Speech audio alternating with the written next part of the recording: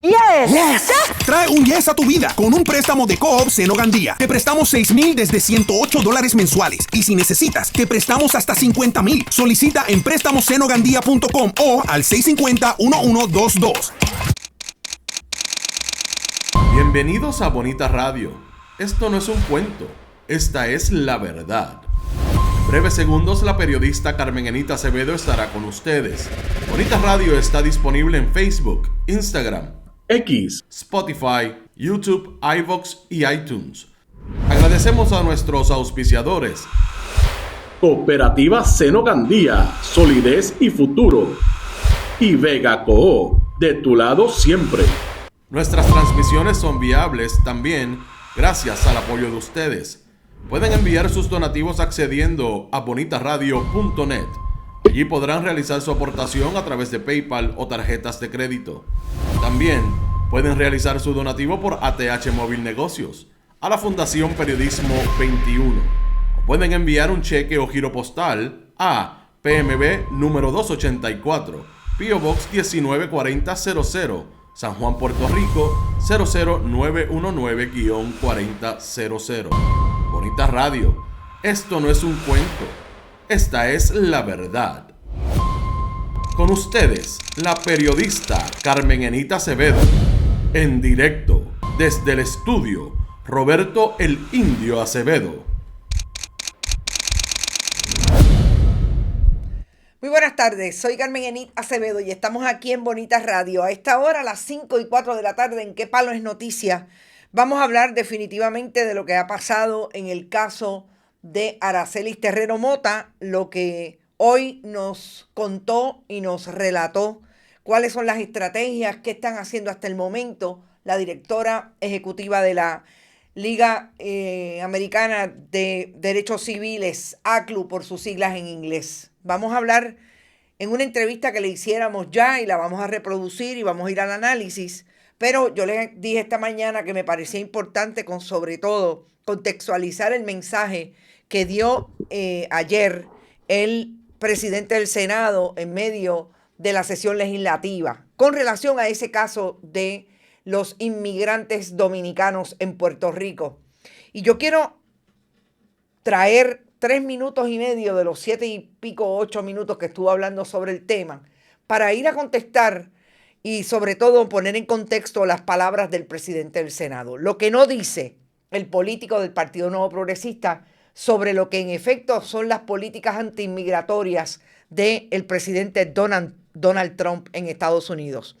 Y un tema importante que no voy a dejar de hablar esta tarde, lo que me parece es el papelón, el último papelón del Departamento de Educación con relación a los fondos federales, al retiro, la cancelación de fondos federales y la búsqueda de fondos para pagarle a los proveedores del programa de educación especial en la cuenta que mantiene el tribunal con las multas que emite el tribunal en el caso de Rosalía Vélez. Yo quiero traer ese tema porque honestamente no me lo podía creer cuando lo leí. Y cuando leo las explicaciones del secretario del Departamento de Educación, todavía es peor. Retiraron la intervención a través de una resolución, de una moción al tribunal. Pero hay que discutirla porque son esas cosas que una pensaría que no pasan, que estamos leyendo una historia de ficción, pero no. Está ocurriendo en la administración de Jennifer González Colón y de Tomás Rivera Chatz y Carlos Johnny Méndez en la Cámara y en el Senado. Vamos a ustedes, gracias por estar y gracias por atender esta mañana el horario especial de Esto es lo Último, pero por ahí llegó primero ahora Florence Ramos. Edgardo Núñez Méndez está por ahí y les digo, pueden donar a través de este chat siempre que estemos en vivo, así es que conéctense, envíenselo al mundo, compartan, importante que esté todo el mundo por aquí. La entrevista sobre todo con la licenciada Anel Martínez, bien interesante y con mucha información. Luz Díaz desde Winter Garden también está por ahí. Florida, Brenda Gómez, Malungo Viera, Rosa está por ahí. También está Sandra Infanzón, Wilma Fontán, Víctor Lozano, Sandra Arroyo, Carolyn Miranda, está por ahí Norma Rivera, Vivian López, María Busuari, el Cartagena, Edgar García, Aixes Camilo, la amiga Griselia de Vázquez siempre, desde San Germán, Maribé Martínez, Carolina Miranda, Mildred Lozada, está por ahí también Héctor García, Ilka Hernández, Edgar, Rafael Avilés, Vivian Rivera también, muy buena, muy buena. Hoy entré un poquito al tema de Rodrigo Otero Goico con la violencia del baloncesto superior y solamente les quiero comentar por encima, yo hice comentarios alrededor del chat, que lo más terrible de todo esto es como hay gente que se atreve a justificar que, pues que fulano, os leí un comentario en un otro chat que había sobre el tema que decían, bueno, pues ellos jugaron y él contestó. No, yo a veces me pregunto si la gente, y sobre todo en esa masculinidad tóxica que propone que si tú me dices llorón, yo te voy a meter una bofeta. Porque ahí es donde definitivamente se puede establecer que es una masculinidad mal formada y tóxica. Porque de lo que estamos hablando es de los viejos entendidos de que a los hombres no se les dice que son débiles. No, porque son seres humanos, son débiles, son fuertes a veces y otras veces no. Y yo creo que eso también tiene que estar metido ahí porque me parece que la justificación a que porque aquel le hizo expresiones de llorón, no estoy diciendo que no hayan sido violentos los fanáticos, me parece que no lo fueron en principio, me parece que cuando la cosa se siguió caldeando, en efecto lo fueron cuando le tiraron con cerveza y toda la cosa al jugador. Pero bueno, para mí es importante que esos temas también se vean desde esa perspectiva porque hay mucho de eso. Miren, el Departamento de Educación. El Departamento de Educación, ustedes saben que está teniendo desde hace por lo menos 2 semanas la intervención de proveedores del departamento del programa de educación especial que llaman la atención que el departamento le debe sobre $41 millones en facturación. Es decir, trabajo realizado que al día de hoy no ha sido pagado. Hubo un primer pago de $8 millones, pero todavía quedan $34 millones, entiendo, que es lo que hasta el momento está sin pagar. Pues a alguien se le ocurrió, y esto es lo más interesante de esta historia, que ese dinero se le podía ir a pedir al tribunal, en el caso, el pleito de clase de Rosalidia Vélez, que como ustedes saben, el gobierno de Puerto Rico tiene que pagar $11,000 diarios porque no cumple con lo estipulado en ese caso. O sea, es un pleito de clase como aquel que hubo de los confinados por razón de las condiciones de vida y el área de salud que no le daban atención médica, etcétera, que duró muchísimos años, el caso Morales Feliciano a nivel del Tribunal de Estados Unidos en Puerto Rico, pues se emiten unas multas porque el Estado no cumple y sigue llenando ese pote. Pero ese pote no es para satisfacer la mediocridad y la mala administración del gobierno de turno en una agencia en específico, en este caso el Departamento de Educación. Ese pote es para precisamente llenar lo que el Estado no ha hecho y seguir satisfaciendo las necesidades de esa población, incluso pagarle lo que le deben, que ya sabemos, eso es otro cuento, lo que le ha querido pagar y lo que ya se estipuló que supuestamente le va a pagar, porque la Junta de Control Fiscal le dijo a la jueza Laura Taylor Swain que no podía ser más de $25,000 y me dicen que se quedan sobre $5,000 por familia, ¿ok? Pero yo quiero leerle lo que pasó, porque esto, obviamente, cuando sale, alguien dice, ¿pero qué es esto? No puede ser. Van y retiran la moción. Yo quiero leerles lo que se explicó por parte del secretario, que según la nota de los colegas del periódico El Nuevo Día, hablaron con él en parte, pero también le envió información por escrito, en una conferencia de prensa, que me imagino que es la famosa conferencia de prensa de Enrécord esta mañana.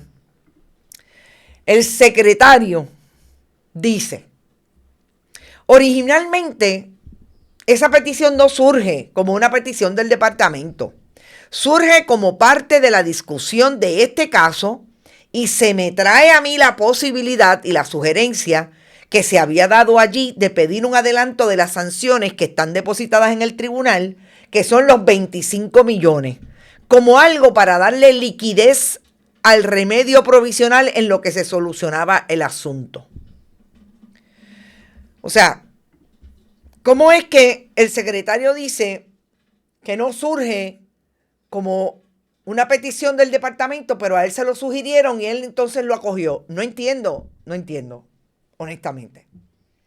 ¿Cómo es posible que a alguien se le ocurra desvestir un santo para vestir otro?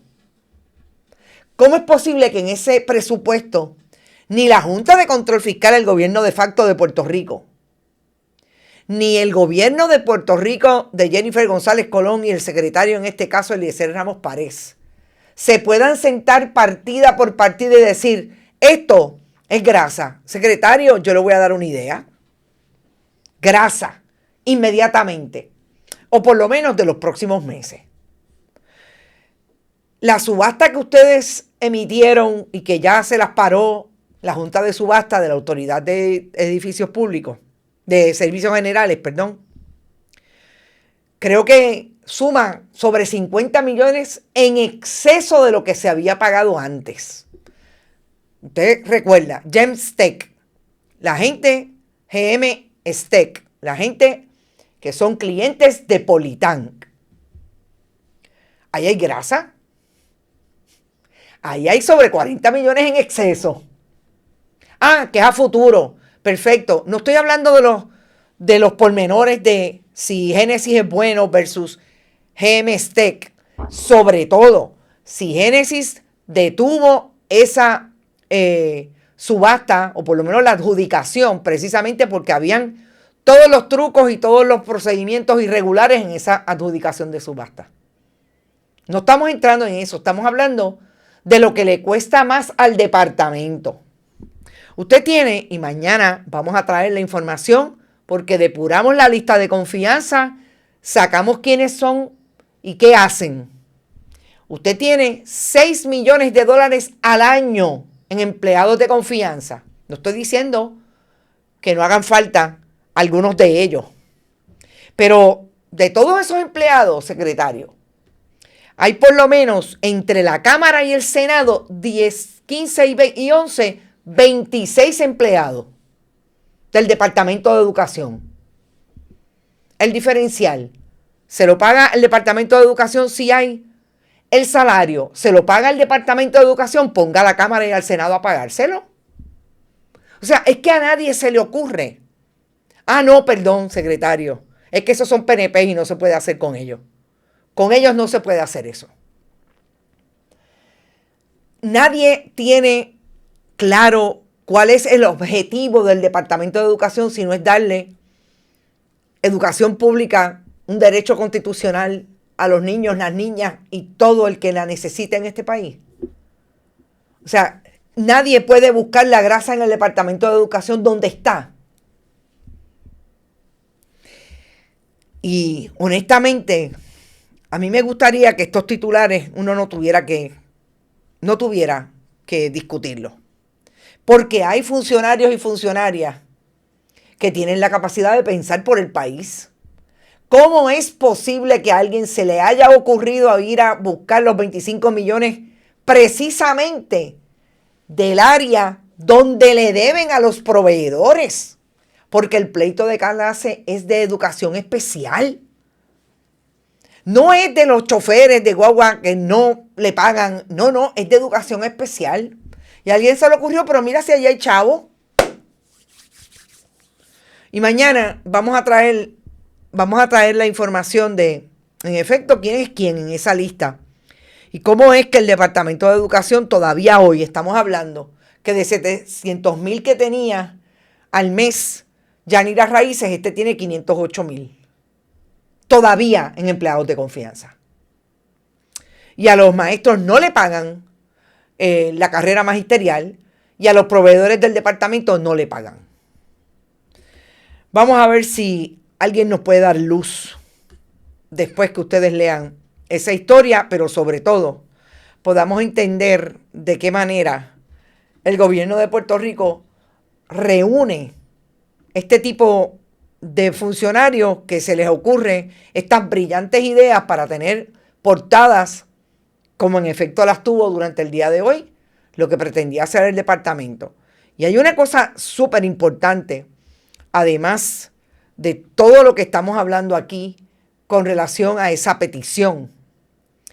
Y es, en efecto, que tener que darle para atrás a esta moción, ya la juez había citado al secretario. Vamos a sentarnos aquí, venga aquí al pleito y dígame cuál es la realidad del presupuesto del departamento y qué es lo que pasa con los proveedores de educación especial. Porque los padres y madres y los miembros de esa clase tuvieron que recurrir al tribunal para decirle, miren lo que pretenden hacer. O sea, a ese nivel estamos aquí. Y no hay nadie en la casa que pueda decir otra cosa que no sea que la gobernadora está repartiendo algo en algún sitio para que la vean bonita y la vean con un montón de niños alrededor y digan, Dios mío, qué cosa más grande. Qué bueno está este país y qué bueno está el gobierno de Puerto Rico. Pero vamos entonces a la información para traer la entrevista con la directora ejecutiva. Yo voy a empezar con algo que me parece importante en el contexto de todo lo que ocurre en Puerto Rico con las políticas antimigratorias de Donald Trump.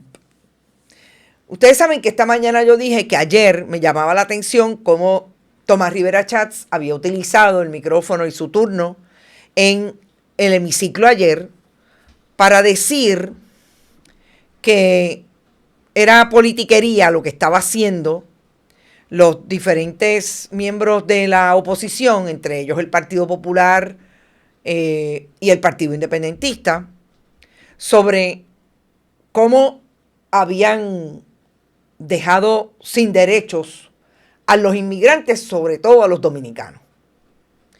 Yo les voy a poner los 3 minutos y 28 segundos de los casi 8 que estuvo el presidente del Senado para venir al análisis porque tiene una buena pata contextual en lo que está pasando en Los Ángeles.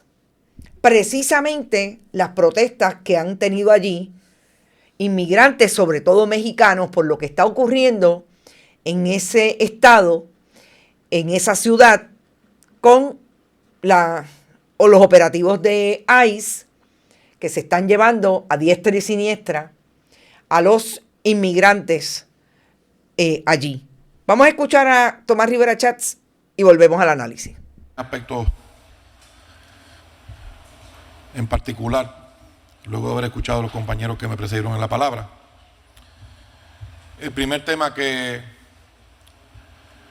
me parece que ha sido discutido con intensidad en los últimos días ha sido el tema de los inmigrantes. Ha habido una discusión amplia, pero centrándose muy en particular en los inmigrantes de la República Dominicana que han estado en Puerto Rico, que son el número al parecer mayor y que han sido quienes de manera más directa pues han sentido el impacto de la política del presidente Donald Trump. Pero hay inmigrantes de otros países, Venezuela, Cuba, entre otros. Y yo he escuchado a ciertos militantes de partidos políticos, a ciertos oficiales de partidos políticos hacer expresiones, primero para atacar al presidente Donald Trump. Podría ser otro presidente. Las deportaciones que se hicieron en los presidentes previos, que fueron también miles, pues esas nadie le irritaron mucho. Obama y todos los presidentes tuvieron de alguna manera acciones para deportar inmigrantes que no estaban conforme a la ley en suelo americano. Pero trata de enfocarse la discusión en el patio aquí a nivel de Puerto Rico en la figura de Donald Trump. Y probablemente él se ganó las críticas y se ha ganado, ¿verdad?, la forma en la que alguna gente se refiere a él. Pero aquí es importante establecer lo siguiente. Por supuesto que ningún puertorriqueño quiere que se cometa un atropello contra nadie, ni sea un inmigrante o sea cualquier otra persona. En Puerto Rico a nadie le parece correcto que se abuse, se atropelle, se discrimine o de alguna manera se actúe de manera abusiva contra ninguna persona. En el caso de la República Dominicana, ha trascendido que el gobierno del país vecino ha deportado a miles y miles de personas también. Eso es un dato irrefutable, siguiendo las políticas, ¿verdad?, que ellos tienen allá en la República Dominicana. Y tratar de politizar o ganar capital político con el tema de los inmigrantes en Puerto Rico, pues me parece a mí que es un acto de hipocresía de alguna gente. Por ejemplo, Nicolás Maduro, un dictador, narcotraficante, criminal, prófugo del gobierno de los Estados Unidos, que prometió una paz. Bueno, vamos a empezar con lo que me parece es increíble que Tomás Rivera Chats diga para justificar que el presidente Trump, que él, que Carlos Johnny Méndez y que Jennifer González se apresten a atacar a cualquier inmigrante que no tenga estatus definido, en este caso en el territorio de Puerto Rico, de Estados Unidos. Hacer la analogía de que en República Dominicana hacen lo mismo. Y claro, no lo quiso traer porque ya era demasiado. O quizás no lo sabía. Me gustaría saber a qué hacía referencia. Si hace referencia a las deportaciones de haitianos, pues habría que preguntarle a Tomás Rivera Chats si el fin justifica los medios. Si él está diciendo que como en la Alemania nazi mataron a los judíos, ahora los judíos tienen que matar a la gente de Palestina, porque sería el análisis y el juicio más increíble que político alguno haya emitido en Puerto Rico. Si Tomás Rivera Chats habla de comparar precisamente porque en un país como República Dominicana hay leyes que promueven esas deportaciones, me parece que Tomás Rivera Chats está hilando bien finito y con muchos problemas, sobre todo de manera de traer el asunto de la violación de derechos en Puerto Rico, justificando porque en otros países se hace exactamente lo mismo. Pero no dice Tomás Rivera Chats que Estados Unidos es la primera democracia del mundo. Entonces, ¿en qué quedamos? ¿Se parecen a Cuba, Venezuela, República Dominicana o son diferentes? Porque es que el mismo discurso lo contradice totalmente. Por un lado. Por otro lado, cuando Tomás Rivera Chats habla de que no solamente es a los dominicanos, yo le voy a contestar mañana con una historia que tengo sobre ese asunto. Que supuestamente hay cubanos y hay venezolanos. Con eso se lo voy a contestar con evidencia mañana, pero le voy a adelantar algo. El 73.8% de los arrestos, detenciones que han habido en Puerto Rico son de dominicanos. Y hasta hoy se han detenido 596 personas. En su mayoría, si no el 100%, están deportadas de Puerto Rico ya. Y el 73.8% son de nacionalidad dominicana. Esa contestación, usted búsquela donde quiera, como sea. Vaya a dársela en Rubén Café a los dominicanos, a ver a quién se están llevando en Puerto Rico. si no es a los dominicanos. Y para terminar con relación a lo que dijo Tomás Rivera Chats, si usted dice que Donald Trump, esas son las políticas de él, él es republicano, parece que no le gusta mucho, en otros momentos lo ha dicho, pero hoy fíjense que ayer estaba sin ningún problema, ese es mi presidente y esas son las leyes y hay que respetarlas. Yo quisiera que entonces me dijera Tomás Rivera Chats si esto es en Cuba o en Venezuela. Esto fue en Los Ángeles el domingo. Esta compañera periodista australiana estaba cubriendo las protestas. Estaban tirando balas de goma. Y cuando ven ese policía, le tiró directamente y la cámara lo cogió y lo tomó. Le tiró directamente a la periodista. Tomás Rivera Chats, esto es en Venezuela, esto es en Cuba. Esto es en República Dominicana.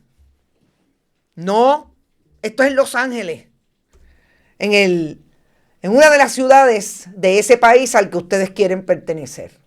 El problema de disparar de la baqueta y no tener una estrategia coherente con relación a la situación de los dominicanos en Puerto Rico es que cualquiera puede destruir ese discurso con imágenes y con información. No la estamos destruyendo con análisis de lo que usted ve. No. Esa es la historia. Eso es lo que ha pasado en las últimas 72 horas en Estados Unidos. Y en Puerto Rico el último operativo fue ayer. Y dicen los colegas periodistas que lo menos que pasó fue que arrestaron a una persona que no era dominicana. Pero como les da el tipo, como tienen el profiling, lo hicieron. Yo les digo, no solamente ocurre en Puerto Rico. Ahí están los casos en Nueva York, en los diferentes estados donde ha pasado en territorio estadounidense exactamente lo mismo. Negro, dominicano, negro, de Senegal, africano. Están profiling todo el tiempo. Y yo quería traer esa información en el contexto de lo que está ocurriendo en Puerto Rico en materia de la migración, para entonces entrar en esta entrevista que duró 15 minutos con la directora de la ACLU, la licenciada Annette Martínez, porque me parece que es importante que ustedes entiendan el tracto hasta dónde puede llegar una organización como la ACLU y sobre todo que puedan tener la información de primera mano de cómo manejar desde el punto de vista legal lo que es importante para este tipo de detenido, en el caso detenida como Aracelis Terrero Mota. Hubo información que no pudimos tener más clara porque obviamente la ACLU es una organización que está dándole total apoyo al abogado de Aracelis Terrero Mota, que como sabemos está detenida y sacamos la información ayer, que fue encontrada en un centro de detención de procesamiento en Texas.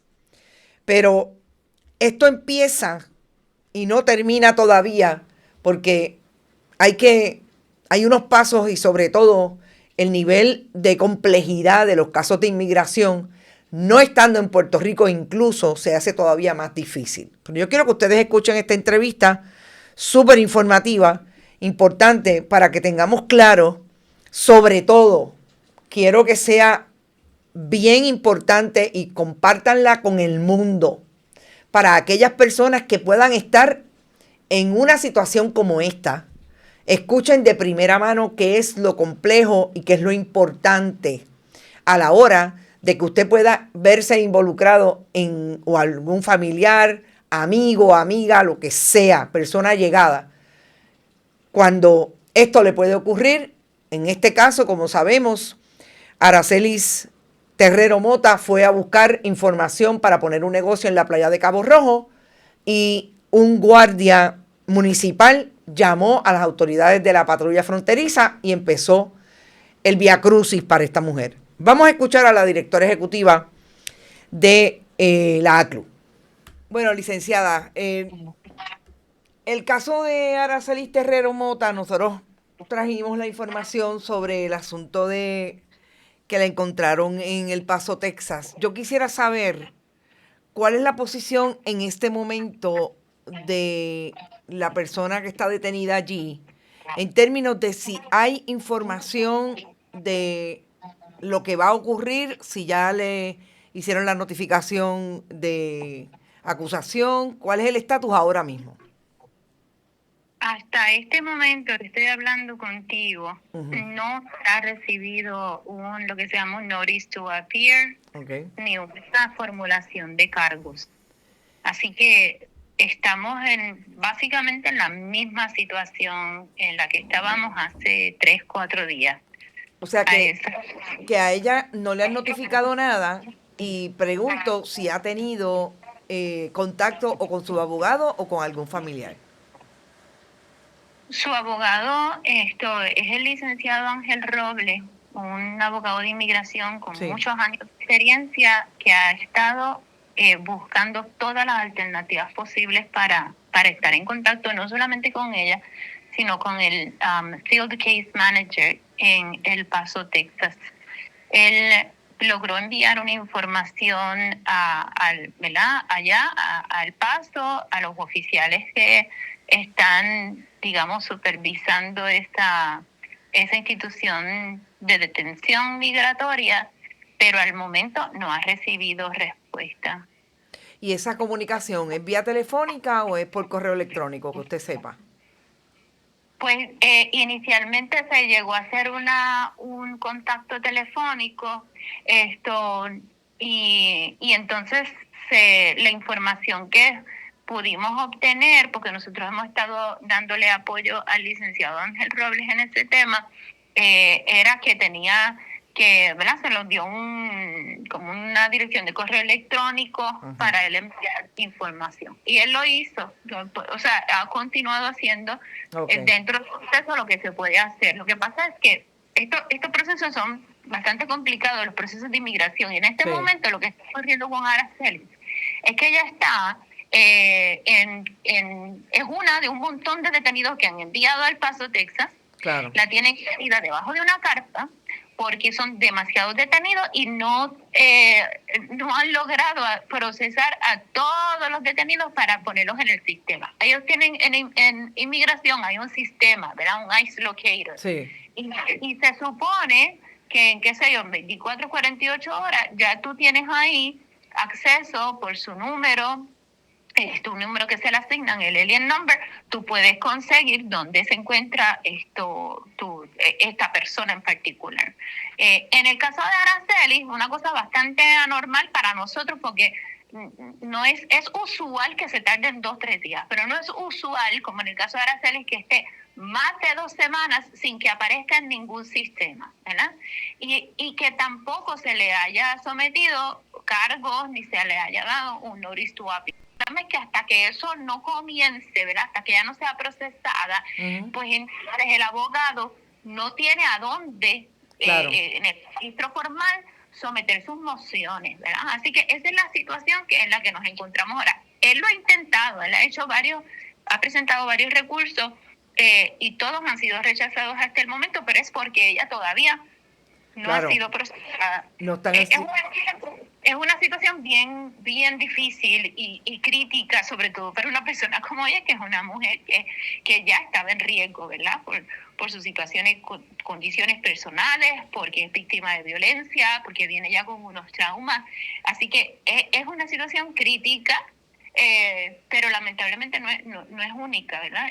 Ahora mismo el sistema de inmigración está siendo sumamente negligente y cruel, incluso en un caso como este, donde a todas luces fue un error. Ella no debió de estar en detención en ningún momento. Cuando usted dice 2 semanas, ¿cuándo fue que ella fue detenida por los agentes de ICE?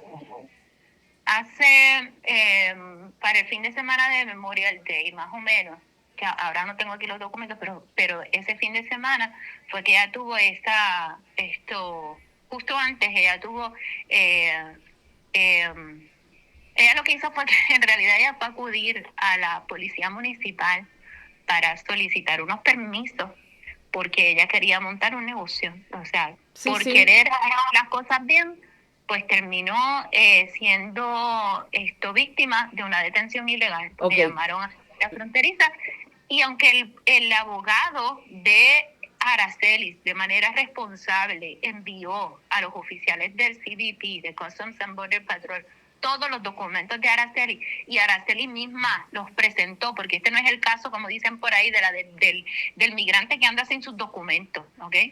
Ella los tenía y los presentó, y ignoraron a propósito, y ahí es donde está, ¿verdad? Para mí, el gran problema en esa intervención, y que es ejemplificante de lo que puede estar pasando a mayor escala. A nosotros nos preocupa que la Policía Municipal de Cabo Rojo y que cualquier otra policía municipal o estatal se ponga a hacer intervenciones indebidas, ¿verdad? Y hacer trabajo que no le compete, porque los policías municipales no están preparados, no conocen las leyes de inmigración. Y en todo caso, para lo que sí debía estar preparado era para proteger a Aracelis, que ya el Estado la había reconocido como víctima de violencia de género. Y en su lugar lo que hizo fue llamar a la Guardia Fronteriza. ¿Cuándo fue el caso? Es que tengo un problema con la fecha, porque ustedes dicen en el comunicado ayer que ya fue el 5 de junio a la alcaldía o al área de la policía municipal. Así es que no sé, ahí hay como que un problema de fecha, pero vamos a una fecha que me parece importante. ¿Cuándo fue el caso de violencia doméstica? ¿Desde cuándo ella tiene la protección por VAWA? Mira, como yo no soy la abogada de inmigración de Aracelis, ese tipo de información, y de hecho creo que lo apropiado sería, ¿verdad?, hablar con el licenciado Ángel Robles, que es su abogado de mucho tiempo y es quien llevó todos esos casos. Yo no te puedo decir exactamente las fechas, no las conozco. Y esos expedientes, ¿verdad?, los ha manejado su abogado. Nosotros como ACLU lo que hemos hecho es apoyarle primero a tratar de encontrar, identificar dónde está Aracelis ubicada, y en segundo lugar identificando qué tipo de recursos podemos presentar, ya sea en Puerto Rico o en Texas, junto con el apoyo de la oficina de ACLU Texas, para lograr que ella sea liberada. Y en eso hemos estado todos estos días. Pero en términos de, ¿verdad?, específicos de las fechas en que ella recibió o solicitó la visa, VAWA, ahí habría que hablar con su abogado. Ok, entonces, ¿cuál es la posición de ACLU en este momento con relación a su estatus? O sea, ¿qué estrategias van a utilizar? ¿Radicar algo en el tribunal? Si es que lo han pensado, ¿en qué estatus está eso? Como te comenté, nosotros estamos en nuestra oficina, hemos estado apoyando al abogado. En primer lugar, incorporamos a una abogada experta en removal defense, defensa contra la deportación, y ella, que es la licenciada Yarima González, y ella nos ayudó a identificar al Case Field Manager en Texas. Okay. Que ese contacto lo pudimos hacer, pero también en este momento yo no te puedo decir exactamente qué tipo de curso de acción nosotros vamos a hacer en los tribunales, porque es precisamente lo que estamos ahora trabajando. Okay. Llevamos varios años trabajando con este caso y estamos incorporando a una batería de equipo legal para trabajar en una posible acción legal. Okay. Pero en este momento no te puedo decir, ¿verdad?, qué es lo que vamos a presentar, ni siquiera puedo decirte dónde, porque eso también es parte de lo que está analizando el equipo legal, si se presenta aquí, si se presenta algo en Texas, así que, y qué tipo de recursos, si se puede en este momento, si presentarlo no afectaría su caso de inmigración. O sea, hay muchas variables que tenemos que estudiar, se complica. Pero de que lo estamos analizando en este momento, sin duda. En términos de los casos que ha tenido ICE en Puerto Rico, ¿cuál es la experiencia de ustedes sobre estas intervenciones? ¿Hay más casos como el de Araceli, por ejemplo? Nosotros no tenemos duda de que hay más casos como el de Araceli. Tenemos, ¿verdad? En este caso, la rareza de que se da a conocer, ¿verdad? Se da a conocer públicamente el caso de Araceli. Pero no tenemos duda de que esto ha ocurrido, que este es uno de muchos, y por eso no es una gran preocupación. El problema es que hay muchas personas que son detenidas y que son sacadas de nuestra jurisdicción demasiado rápido.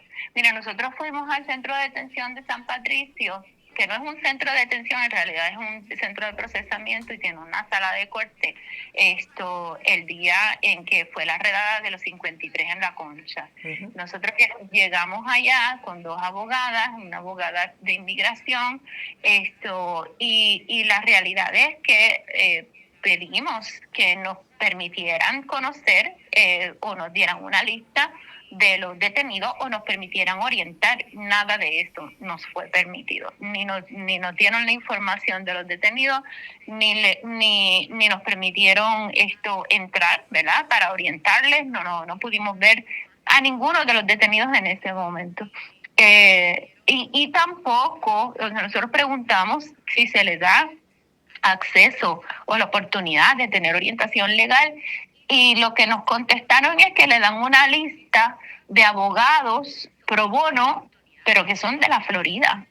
Así que hay un problema bien serio cuando a los detenidos aquí no se les permite, realmente no se les facilita la oportunidad de tener orientación legal aquí, cuando son detenidos aquí en Puerto Rico.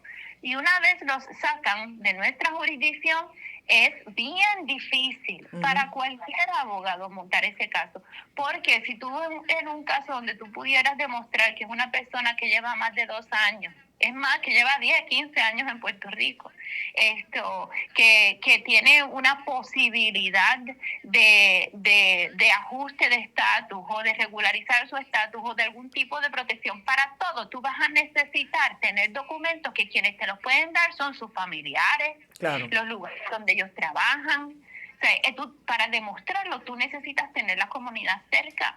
Y en el caso de Puerto Rico, por eso nosotros levantamos la voz de alerta, es bien peligroso, porque incluso si un abogado logra, ¿verdad? Como en el caso de Araceli, vamos, que hasta por El Paso, Texas, nosotros tenemos detenidos que sabemos que los han llevado al centro de detención en Río Grande, que eso queda, es uno de los centros de detención de los lugares más lejos. Si un abogado logra ganar una fianza, es decir, solicitar una fianza para que esa persona sea puesta en libertad mientras continúa su proceso migratorio, ¿qué va a pasar con ese detenido? Pues lo sueltan allí, claro, en Texas, en el medio de la nada. La pregunta es cómo regresa a su comunidad. Uh-huh. Aparte de ser sumamente costoso, hay una dificultad real en montarse en un avión si no tienen un Real ID y llegar a Puerto Rico. Exacto. Así que en el caso de Puerto Rico, el riesgo que representa para las personas detenidas migrantes es abismal. No es lo mismo jamás que estar en el área continental de Estados Unidos, entre los estados, ¿verdad? De los territorios contiguos. En el caso de Puerto Rico, que somos una colonia ocupada por Estados Unidos, pues para llegar aquí usted se tiene que montar en un avión. Y es bien difícil para muchas de estas familias incluso tener la posibilidad tan siquiera de visitar a sus familiares en Estados Unidos.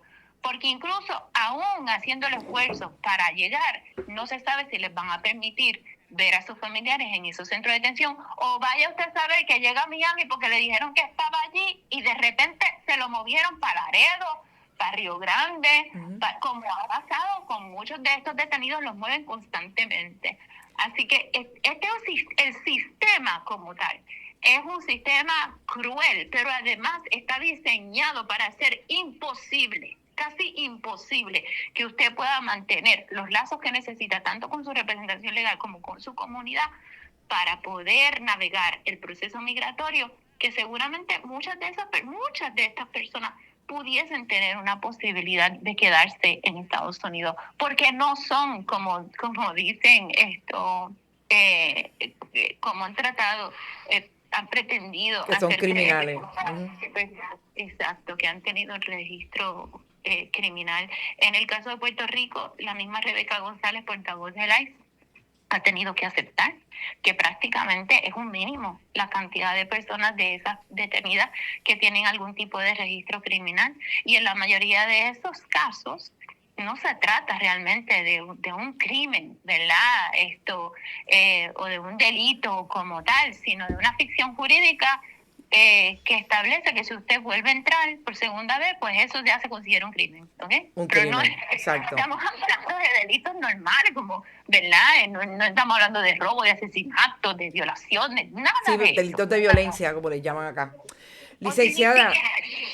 Ni siquiera de multas de tránsito, porque en el caso de Araceli, en ningún momento ha tenido ni siquiera una multa por una infracción de tránsito. Así que...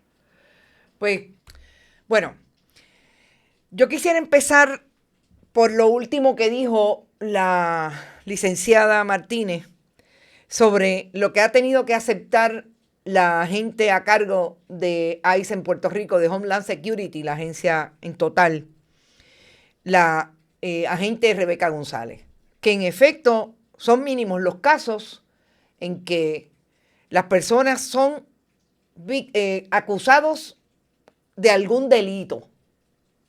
Lo más interesante es que en la mayoría de los casos ese delito está relacionado con haber vuelto a entrar a Puerto Rico o a algún territorio de Estados Unidos cuando tenían una prohibición para hacerlo. Ese es el delito, no es el asesinato, el robo, los criminales, los fantasmas que ve Donald Trump cada vez que habla de que hay que sacarlos y llevárselos a Bukele al centro de detención de máxima seguridad que tienen en El Salvador. Por un lado. Por otro lado, el asunto de lo complejo que es iniciar un caso de inmigración sin que usted tenga la capacidad de tener un abogado, una abogada que vaya por el proceso, pero sobre todo que cuando sale de la jurisdicción, en este caso de Puerto Rico, no tiene no solamente el contacto con sus familiares, vecinos, amigos o las personas que la apoyan, tampoco del abogado. Es que llega allá al lugar donde la tienen detenida, en este caso en Texas. ¿Y qué pasa si hay fianza y sale mañana? ¿A dónde va a coger Araceli? ¿Cómo va a coger un avión para venir a Puerto Rico? ¿Se lo va a pagar el Servicio de Inmigración? Todo eso es lo más complejo. Y a mí me parece que cuando ella habla de que está diseñado para que usted casi seguro lo deporten, definitivamente, si te hacen la vida de esa manera así de difícil, es para deportarte. Lo rápido con que sacaron y sacan a una persona que está detenida. Oiga, ¿no quiere pensar que es en Puerto Rico con relación a los dominicanos? Vámonos al caso de la doctora en la Universidad de Brown. Vámonos al caso del joven de El Salvador, que el Tribunal Supremo le exigió al gobierno de Estados Unidos que tenía que ir a buscar y acaba de llegar. ¿Saben qué? Está en un centro de detención porque lo quieren acusar. Lo quieren acusar de casos de inmigración. No pasaron 24 horas y ya los habían deportado a los países de origen.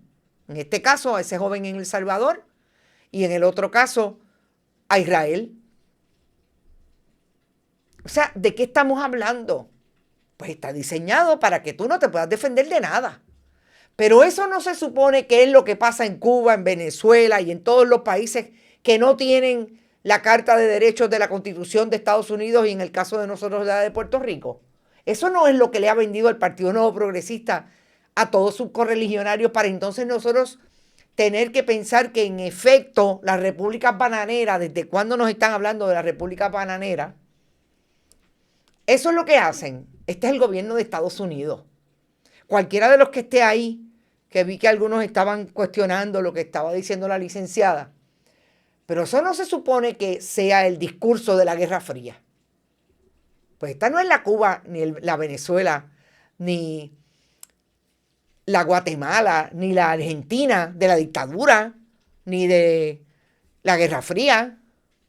Este es el Puerto Rico del siglo XXI con un gobierno de Estados Unidos del siglo XXI, la supuesta primera democracia del mundo. Cuando nosotros vemos otros procedimientos, y me voy a hacer referencia a los más mediáticos en Estados Unidos, las personas que son detenidas por delitos cometidos, la última creo que fue en el caso de la baloncelista, fue en Rusia, en uno de los países de esa área de Europa del Este, y en otro caso, un caso de asesinato en Italia. Derechos totalmente distintos. Y como pelean los Estados Unidos para que traigan a sus ciudadanos estadounidenses al país de origen. Porque supuestamente le están violando los derechos en las cárceles en X o Y país. Y ahora, ¿y esto no se llama violación de derechos? No se llama violación de derechos humanos. Para empezar, que no tenía ningún problema con estar en Puerto Rico con estatus migratorio gracias a una ley especial por protección de víctimas de violencia doméstica. No tenía por qué ser detenida.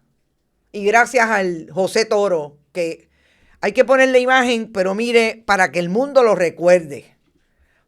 José Toro Segarra, el agente de la Guardia Municipal de Cabo Rojo, el que le sigue los pasos a su jefe, el alcalde Jorge Morales Huiscovich. Llamó a la patrulla fronteriza porque ya le estaba preguntando por un procedimiento para poner un negocio. Pero como era dominicana, pues había que llamarle a la patrulla fronteriza. Y ahí está, detenida, sin razón para ello. Y me parece que otra cosa bien importante que hay que entender en el caso de las víctimas de violencia de género.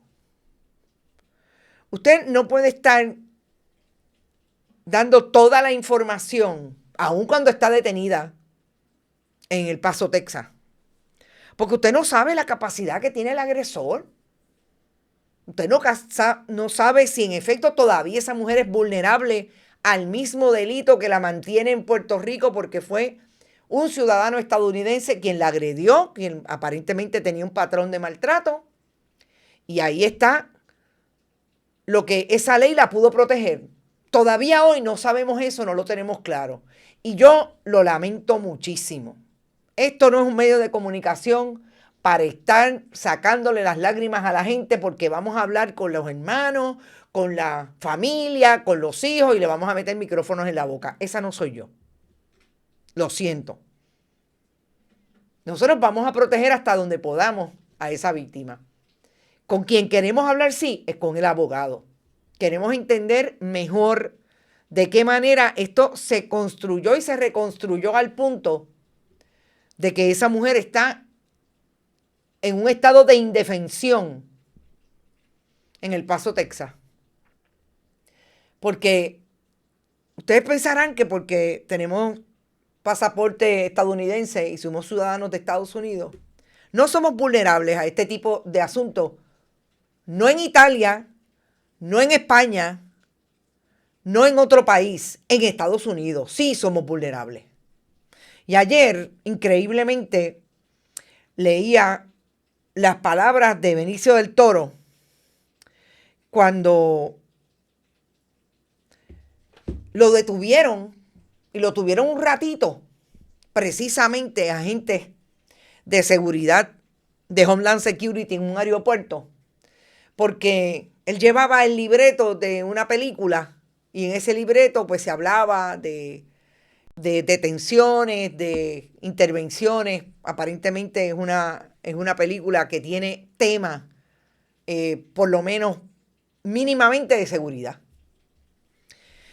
Y me llamó la atención que Benicio del Toro, que si ustedes me preguntan por qué lo detuvieron, pues no sé si fue profiling, Pero lo que sí sabemos es que lo detuvieron y cuando revisaron los documentos encontraron eso y lo tuvieron como 3 horas en el aeropuerto. Y me llamó la atención que Benicio del Toro dijo, no, pero ellos están haciendo su trabajo. ¿Sabrá Benicio del Toro lo que significa que lo hayan detenido a él y que finalmente lo dejaron ir porque supuestamente uno de los policías o uno de los agentes lo reconoció como Benicio del Toro y se enteró entonces que estaban hablando de un libreto? ¿Sabrá él que lo dejaron ir porque precisamente lo reconocieron? Pero al hijo de Chuncha, que lleve un libreto de la universidad, créanme, todavía estaría allí esperando que lo dejaran ir y a saber si se le iba el avión. Y esas son las cosas que yo a veces me cuestiono. La gente piensa que hablan solamente desde ellos, que no hay consecuencias de nada. Mandado por el alcalde, dice Raymond Ortiz. Y yo creo que ahí es donde nosotros tenemos que aprender a leer críticamente estas informaciones. Por eso yo hago todas las preguntas, por eso yo intento, sobre todo, que ustedes tengan claro cuál es el tracto de esto.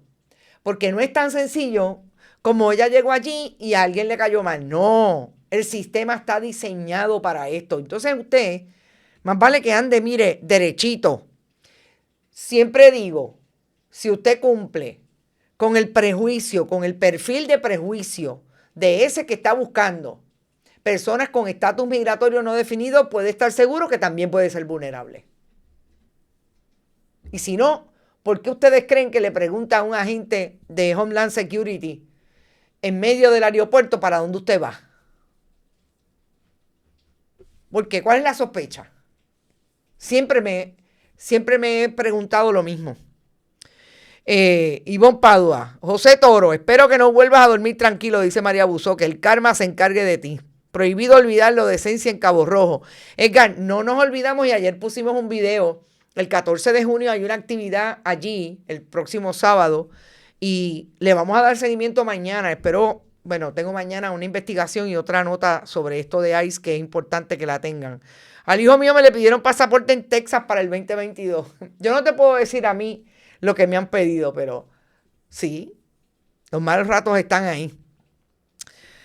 Gente, nos vemos. Gracias por estar. Recuerden, pueden donar siempre que estemos en vivo en este programa a través del chat. También lo pueden hacer en bonitasradio.net, PayPal y tarjetas de crédito, fundacionperiodismo21.com, PayPal y tarjetas de crédito igualmente, y en Bonitas Radio ATH Móvil, Periodismo 21 ATH Móvil. Nos vemos mañana, es otro día, a las 8 de la mañana en otro Noticias con Café. Que descansen y buen provecho. Bonita Radio. Esto no es un cuento. Esta es la verdad. Este programa fue traído a ustedes por Cooperativa Seno Gandía, Solidez y Futuro, y Vega Coop, de tu lado siempre. Y no olvide que puedes realizar sus donaciones a través de ATH Móvil en la sección de negocios como Fundación Periodismo 21. O puede acceder a nuestra página de internet bonitasradio.net y donar a través de PayPal o tarjetas de crédito. También puede enviar cheques o giros postales a nombre de la Fundación Periodismo Siglo XXI, PMB 284, P.O. Box 194000, San Juan, Puerto Rico 00919-4000. Bonita Radio, esto no es un cuento, esta es la verdad.